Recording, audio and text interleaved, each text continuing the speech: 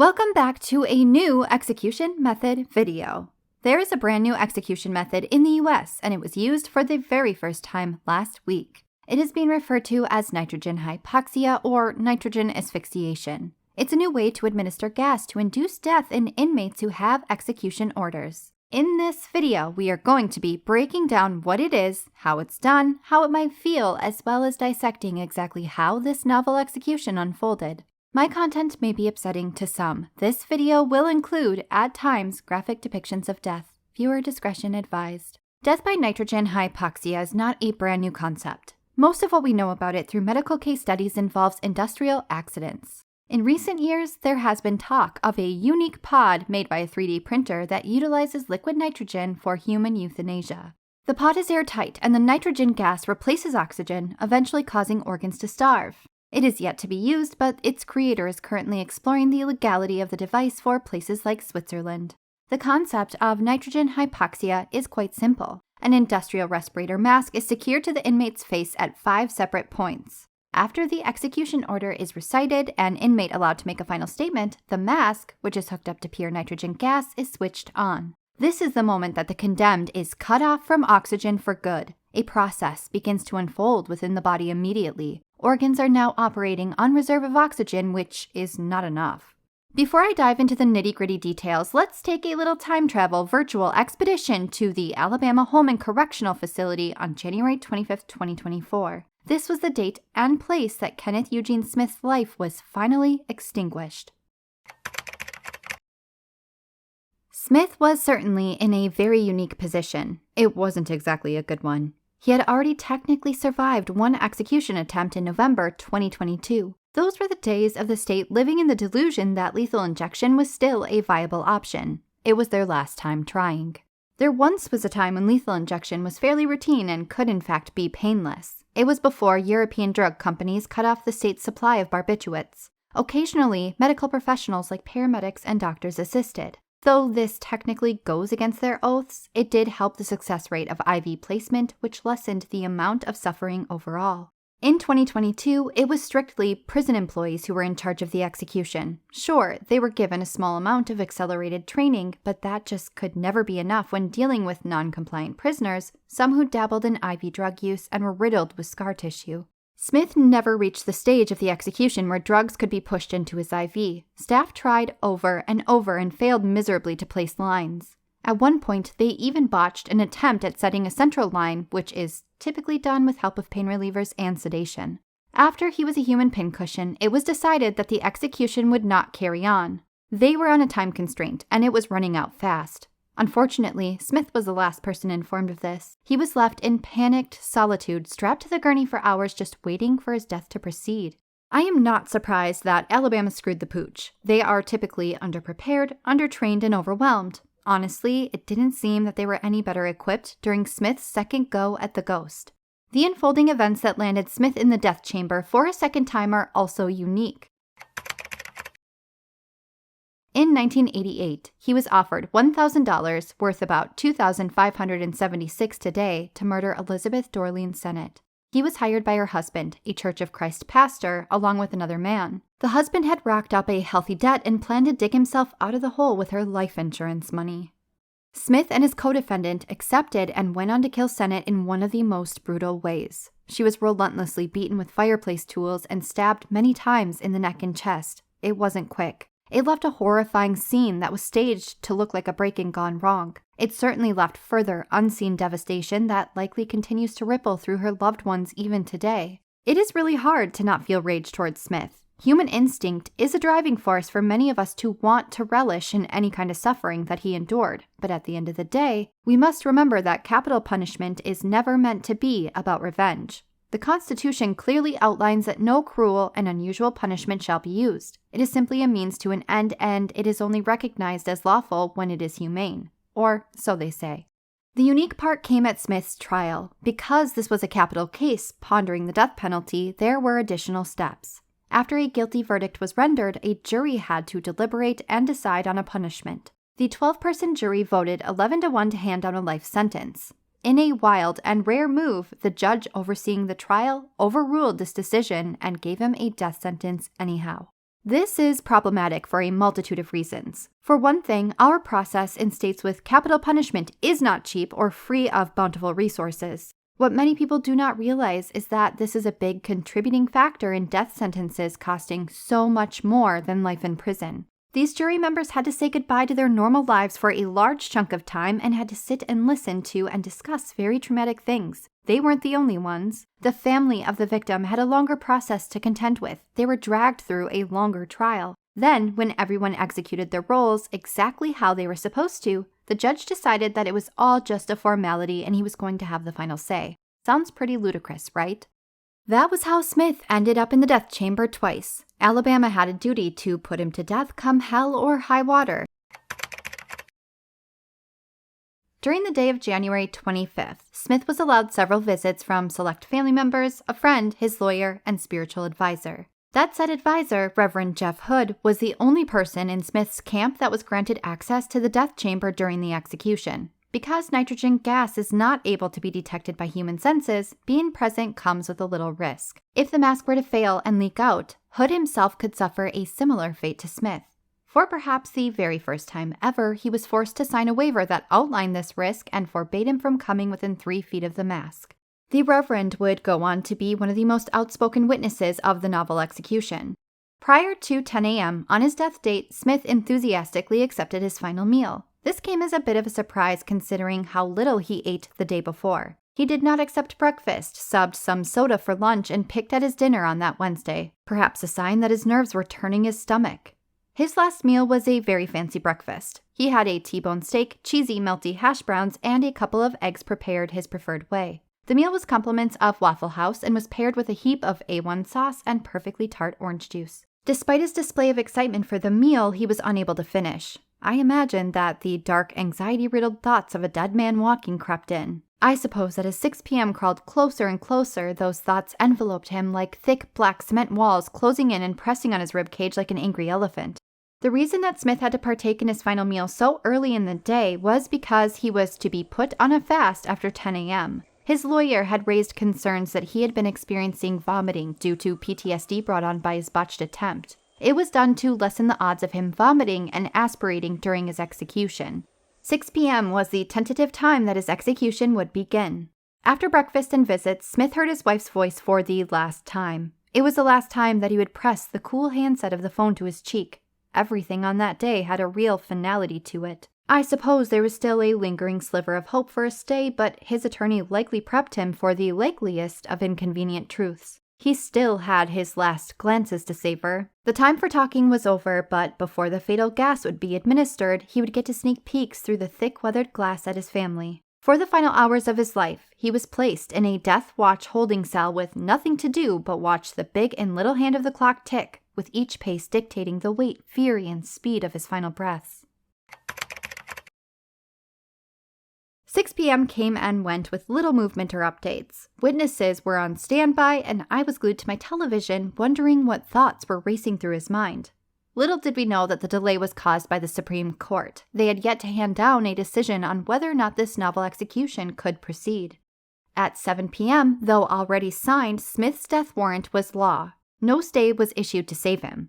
Minutes later, Smith was taken from his death watch cell and reunited with the chamber that had teased him in 2022. For the next 45 minutes or so, there are no official accounts of what unfolded. The curtains to the chamber window were still drawn. Later, prison workers claimed that they were fighting with the heart monitor. Something was malfunctioning, which held everyone up. Apparently, Smith was mostly cooperative during this time. With still no unredacted execution protocol, we do not know if Smith was offered a sedative to help him relax and remain compliant. It's unlikely that he was. I imagine that if he was, the state would happily offer up that information to put in the humane column. They need all of the points that they can get. Furthermore, that would require a medication that would involve drug companies who have basically bowed out of the execution game. Reverend Hood was finally allowed into the chamber with the witnesses still blacked out. According to him, a corrections officer continuously and belligerently pounded on the door claiming that Smith was resisting. What he gathered was that Smith was anxiously fighting against being strapped down to the gurney. After the supposed fight, Hood anointed him, and soon after Smith began comforting him. Hood had grown quite close to Smith, and witnessing his death was weighing heavily on him. "I've got this," Smith repeated. Hood then recited Bible passages, with Smith chiming in enthusiastically with "damn right." Smith began bobbing his head around as if jamming out to his favorite songs, perhaps hyping himself up to put on the show of his lifetime, hyping himself up to accept his death with dignity for his family's sake. The following account is all based on the numerous witness testimonies. The large, industrial-like blue-rimmed mask was fitted to Smith's head. It completely covered his face from forehead to chin, but had a clear piece to allow a small glimpse at him. There was see-through white tubing that ran from the mask to an opening in the wall that led to the control room. The monitors were finally cooperating. Everything was ready to go. At 7:53 p.m., the curtains opened, allowing the witnesses to set eyes on the masked man for the very first time. The large clunky thing, which appeared to be firmly in place, obscured much of his expression with help of the thick window. He was dressed in a faded beige prison jumpsuit with a thin, stiff white sheet draped over his lap. It was perhaps the sheet that would soon be pulled over his head to signal that he was indeed dead. He was secured to a medical gurney with very little, if any, wiggle room. Smith's execution warrant was recited. Smith remained fixated on his family. He appeared to pay each individual special attention, scanning their faces and shooting warm smiles. He even carefully signed "I love you" several times over. It was time for his final statement. Unfortunately, the thick, clunky mask made it difficult for witnesses to make out each word. Through these several accounts collectively, it was pieced together, though may not be entirely accurate. Tonight, Alabama caused humanity to take a step backwards. I'm leaving with love, peace, and light. Thank you for supporting me. Love all of you. The gas was switched on. The time frames are all estimations. Watches are not allowed in the witness quarters, and the clock was digital and on military time and did not account for seconds. For the first 4 minutes, Smith appeared to remain conscious, a stark difference from what the state expected. Spokespeople had claimed beforehand that he would be rendered unconscious in seconds and dead in a couple of minutes. Where they got this idea is beyond me. It seems that they did very little research to arrive at this false conclusion. Asphyxiation is typically only that quick on the big screen or in extenuating circumstances. Smith seemed to gasp for air and make gurgling, choking noises. Some believe that they heard violent sounds of dry heaving or even vomiting. All seemed to agree that he writhed, convulsed, and tugged at his restraints. His face looked pained and panicked. The gurney was vocal as it shook with his jerking movements. At times, it looked like he was holding his breath, possibly trying to speed up the process, possibly not by choice.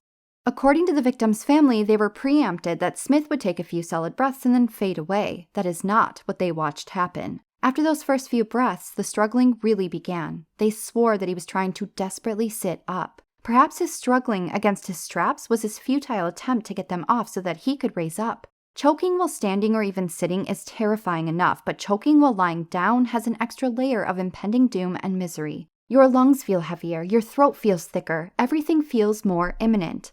The weight of the organs in our chest, which we normally pay no mind to, feels impossible while lying down choking. It can feel like it's crushing us. The rapid display of a struggle was enough to keep Mr. Sennett from ever wanting to witness such a thing in the future. After the first 4 minutes, Smith appeared to slowly melt into the gurney. The struggling ended, but the noises did not. There were gasps and labored breaths, reminiscent of snoring. This could have possibly been agonal breathing. It's commonly seen in things like cardiac arrest or massive strokes. It is involuntary and reflexive and oftentimes not even experienced. It can certainly look otherwise. It's the body's way of gasping for air because it's no longer getting enough and it's nearing the end. It is possible and likely that shortly after the jerking and struggling ended, Smith slipped into unconsciousness. The gasping, snoring, and labored breathing continued for another 5 to 6 minutes.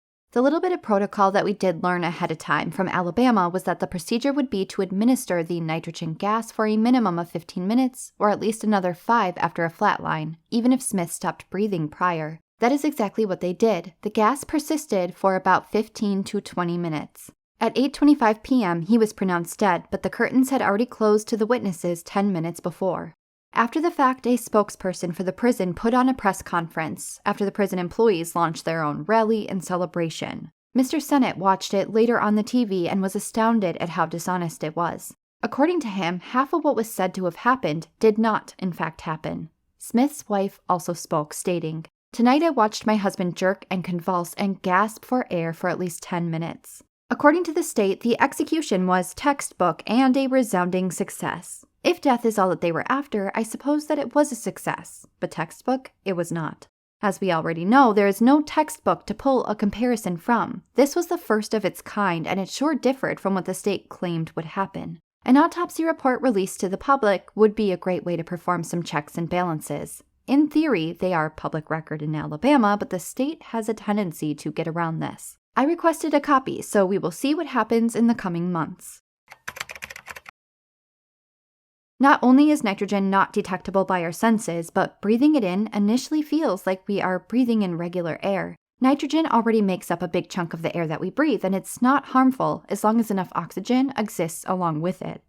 It isn't the toxicity of the gas that kills, it's the absence of oxygen that does the trick. This makes nitrogen much more suitable than the previously used hydrogen cyanide gas in the gas chamber. There is no burning of the tissue or war waged on the cells, not by the gas itself anyhow. There are less side effects. In the old gas chamber, the condemned had to contend with both suffocation and unmeasurable agony.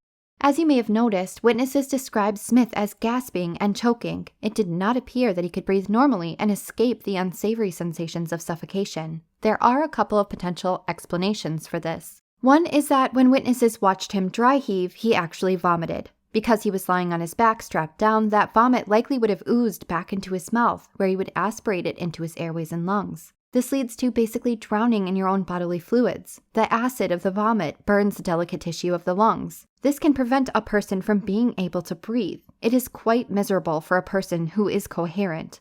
Despite the precaution taken of the fast, there's still a surplus of stomach bile that can be vomited. Anyone who has suffered a severe stomach bug knows this all too well. Another explanation comes from the mask itself. Even though it was secured at 5 separate points to keep it snug, it is never going to be 100% airtight. That likely means that Smith was receiving closer to 99% nitrogen. When there is a bulk of nitrogen with just a small amount of oxygen, it can still induce a sensation of suffocation. This is one of those things that can take a death and kick it up a notch or 2 or 3 in agony. Suffocation causes immense pain as time goes on. The brain triggers some very unfortunate responses, including impending doom. It has been widely and wrongly hypothesized across the internet and Reddit that there should be no buildup of carbon dioxide in the blood. This is what triggers the brain to force a painful and involuntary gasp. It triggers a sense of impending doom, taking the ordinary panic to a level 10 screaming, blinking alarm. This would only be true if Smith continued to exhale out until unconsciousness. Just holding our breath for too long can cause a buildup of CO2. We have to be able to release it. Clearly, witnesses collectively believe that he was holding his breath. It really appears that Smith did not escape that nagging, blaring, consuming, compressing sensation of suffocation. I hate to even bring this up because, animals, but it has basically been outlawed to use nitrogen asphyxiation to euthanize mammals since the early 2000s. This is due to side effects of severe distress, seizure-like behavior, and writhing. In short, it certainly looked awful to the unfortunate souls who had to witness. There's clearly a sweet and slim spot with nitrogen that results in a peaceful end. No matter what, it is never a guarantee. I believe that the euthanasia pods are probably the only ones on track to achieving this. Because they are airtight and not reliant on a mask, it would feel just like ordinary breathing. Hypoxia can still induce a sense of restlessness and nausea, but if vomiting does occur, there's space for it. As time goes on, the individual would feel their sense of clarity wane. They might feel fuzzy and heavy. The restlessness or feeling of needing to crawl the walls would fade away and meld into an overwhelming exhaustion. There might be a pit of acidic nausea that starts in their lower gut and works its way up, but it would be a passing phase. Even if vomiting occurred, unconsciousness would be right around the corner. Their head might feel like it's inflating and beginning to pulsate. The brain is struggling. Cells are dying. The brain tissue is swelling. The cerebral spinal fluid levels are shifting. You would experience that pressure. That in itself is responsible for nausea and vomiting in some people. That in itself can induce convulsions and involuntary movements. Consciousness would likely only last no more than 2 minutes from the time all oxygen in the pod is replaced. For some, it may be much sooner. After the fact, while the person's heart is still beating, they would experience agonal breathing. This can sound like snoring, struggling, or gasping, but it is all reflex. It happens frequently during unconsciousness when the person is no longer aware or experiencing sensation. It's distressing for witnesses, but not for the dying. On the flip side, experiencing the same end but with a mask can be a vastly different experience. Within moments, perhaps just a breath or two in, that sensation of suffocation might hit. If it does, it would go a little something like this. Of course, keep in mind that it can be a unique experience for each individual.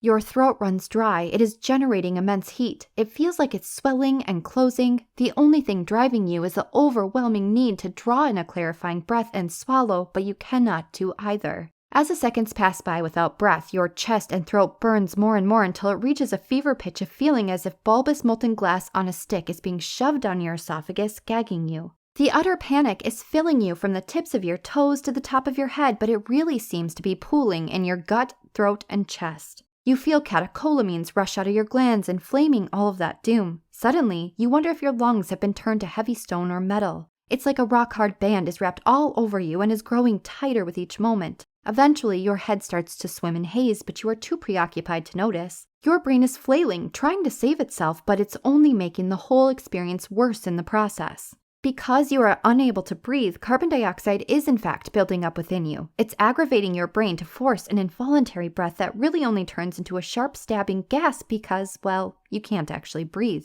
All of this goes alongside the same features of hypoxia previously mentioned. It's just that our body has a tendency to only consciously experience the worst and loudest of sensations, drowning out all else.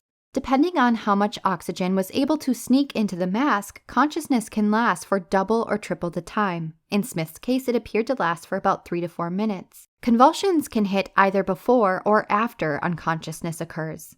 Do you believe that Smith suffered a cruel and unusual punishment? Do you believe that this is a viable method for future use? As for my opinion, based on witness accounts, it sure seems that he suffered to at least some degree. However, I have learned that I cannot always trust witnesses. It isn't that they are dishonest, it is just that sometimes the dying body looks so much worse than it actually is. Involuntary movements and sounds can easily be mistaken for voluntary. Witnessing death in general is such a unique and upsetting experience that cannot be prepared for. Because of this, I don't think it would be fair for me to say one way or another. What I will say is that I believe that the death penalty is archaic, outdated, and expensive. A decent chunk of supporters believe that it costs less tax dollars, and that's a misconception. Plus, how many innocent people have been traumatized over the years by the state? We cannot possibly measure. Whether it's jury members, family members of victims, journalists, prison employees, and even wrongfully convicted prisoners. The people who have pulled the trigger in firing squads or started IVs and pushed the drugs in lethal injections. We do not know what kind of psychological turmoil they now face as a result. We also have plenty of years' worth of statistics that proves that capital punishment in the US is not a deterrent for crime. For a little perspective, in just a span of a few years, the state of California dropped billions on death row, which amounted to only 5 dead in that period. Additionally, there are believed to be possibly dozens of people who were wrongfully executed over the course of modern times in the US. There have been many more exonerated prior to being put to death. There also seems to be a very unfair proportion between class and race. And listen, the point of this video is not to sway you into believing a certain way. Normally, I just report on the executions and explain the science. I just felt compelled to inject my own little opinion in this because the states that perform these executions are just not equipped to do so. They are clearly grasping for straws pretty desperately at this point. It just feels like it might be presenting an opportunity to make some changes. And it could be a good transition into possibly paying less tax, though I wouldn't hold my breath.